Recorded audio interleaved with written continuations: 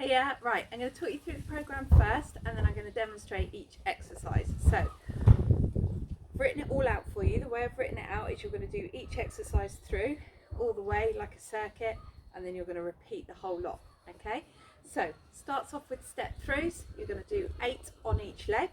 Then you're going to do 12 squats, lunges, again, 8 on each leg, 12 calf raises, clams, 8 on each leg, 12 bridges, a normal plank for, we're going to aim for 60 seconds, and then side plank, again we're going to aim for 60 seconds on each side. Okay, so you're going to do all the way through, then you're going to go back and repeat them, and we're going to aim for repeating it 3 times. I'm going to get rid of the dog. So first one, step throughs. Okay, so we're going to start with a good firm base, weight spread through our feet. Okay, you're going to take your leg back as though it's in the finishing position of your running stride. Okay, so toes on the floor as though you're just about to push off on a running stride. So front leg nice and stable. Okay, weight evenly through the foot. What we're going to do is we're going to drive this back leg through into a high knee position. So up here. Okay, then you're going to hold that there for 5 seconds. The idea is that we're nice and stable on that standing leg. Okay, so that's really going to challenge that knee, ankle and our hips. So what we don't want to see that knee falling in, the hip dropping, or the ankle rolling. Okay, so it's fine to have a little bit of a wobble, but try and catch that wobble and notice where you're losing form and engage what you need to engage to hold you stable. So once again, back as though you're at the end of your running stride, nice evenly spread through that standing foot, up into that high knee, holding it for 5 seconds, making sure that knee doesn't fall in and our ankle doesn't roll, and we're not dropping the hips side to side. So those are your step throughs. Like I say, you're going to do 8 on one leg and 8 on the other leg.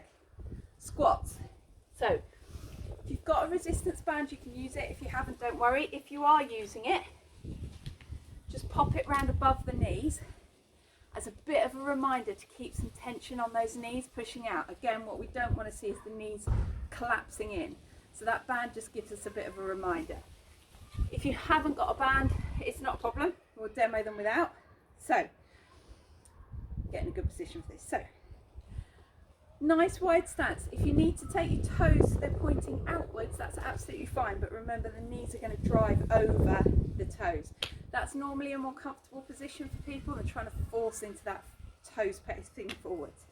So, take a little pigeon stance if you need to. Slightly wider than hip width apart. Again, think about that outward pressure on the knees, and you're going to sink these hips back as though you're aiming to sit on a nice low sofa that's a little bit too far away. Okay, so get in that position, sinking the hips back, a nice powerful drive up through. Okay, so you're there, sinking hips back. Okay, the way we want to do these, we want to come up slightly slower than we go down. So we're going to go down for the count of 2, 2, and we're going to come up for 3. 1, 2, 3. Okay, when you come up, really think about that form, keeping those knees out, pushing from your glutes. So those are your lunges. Next one is our calf raises. So I think I've done these with you before, but the idea is we're going to start from a flat surface. We're going to spring up onto our toes. Okay, so nice powerful action from the calves, springing you up onto your toes. From there, you're going to come down really slowly. And I really want you to think about what your feet are doing. Okay, and again, as you come down, think about keeping the weight on the outside of the foot. So you're having to engage those muscles on the outside of the calves to control that down movement. All the way down, control it right to the bottom of the movement, so you're not getting yay far off the floor and letting your heels just drop. It's a real slow controlled movement coming back down, maintaining the arch of the foot, weight on the outside of the foot, and then letting the heels just gradually sink in the floor, not dropping back down to them. So those are calf raises. You're going to do 12 of those. Next ones, we're going to come down onto the mat. We're going to do clams. So, I'm sorry, this is a bit, phone's in a bit of a crap position. If you've got a band, and the dog's going to intrude, go away, Maps. So if you've got a band, again, this is a nice one that you can add a bit of resistance with the band. Again, if you're using it, it's going to go just above the knees. Then you're going to get yourself into a position, I'm going to show you that without, just in case you haven't got one. So you're going to get yourself into a position slightly flexed at the hips, not all the way up, but just a little bit of flexion there. Knees at right angles. Knees, ankles and hips are stacked over one another. Okay, so just drop down onto your elbow there, doesn't really matter what happens with the rest of this here. We're going to lift that knee, so we're keeping the hips stacked and the ankles stacked, and we're just going to bring the knee up and back, up and back. Okay, so again, action comes from your bum. Make sure you're squeezing that, hips are staying pointing forwards, and again, nice powerful action to bring the knees apart, and then a nice slow return. So you're not just letting the knee fall back to the other leg, you're actually controlling that action coming back. Again, with those, you're going to do 8 on one side, swap sides, 8 on the other side. So those are your clams. Bridges. So again, on the mat, feet flat on the floor, knees bent, hips again slightly bent, hands down on the mat, but not putting weight through the hands. So you're not going to use your hands to push you up, those are just resting there. Again, all the action here is going to come from your glutes. Just think about your pelvis position when you're here. So you just want to slightly tilt the pelvis up, so you're engaging your tummy muscles, tucking that tailbone under, and you're going to feel your spine flatten against the mat. So you should be able to feel your spine against the mat. So holding that good pelvis position, driving the action from the glutes, push the pelvis up and then back down, all the way down, controlling that pelvis position. That's what's going to give you the quality out of that exercise, is that control of your pelvis position. Okay, 2 left. So you're going to do bridges, you're going to do 12 of again. Okay, so then we're going to come on to planks. We're going to do a forward normal plank and then a side plank. So again, all about control. I've put on your program to aim for 60 seconds, but it doesn't matter how you break that up. It's really about learning to control the movement, learning to manage your hip position. Okay, so if you need to break that down into sets of 20 seconds, so 3 lots of 20 seconds, that's absolutely fine. If you want to hold it for as long as you can until you start to feel that you're losing your form, and then just drop down a bit and take a little bit of a rest and then go back into it, it's absolutely fine. What I don't want to see is you losing the quality of the movement. So, a plank. We want a nice flat line so that I could rest a plank from the back of your neck down to your feet, and it would rest all the way along you. So we don't want bums stuck up in the air. So, onto our forearms here, feet out behind us, up onto our toes, bum down, not bum up here, here. So you should feel engaged the whole way through the body, keeping the hips nice and low. If you start to feel your bum come up, drop out of the plank, sort yourself out and go back into it again. Think about that pelvic tilt again. So think about tucking your tailbone under so that your hips are engaged and you're feeling your tummy muscles work.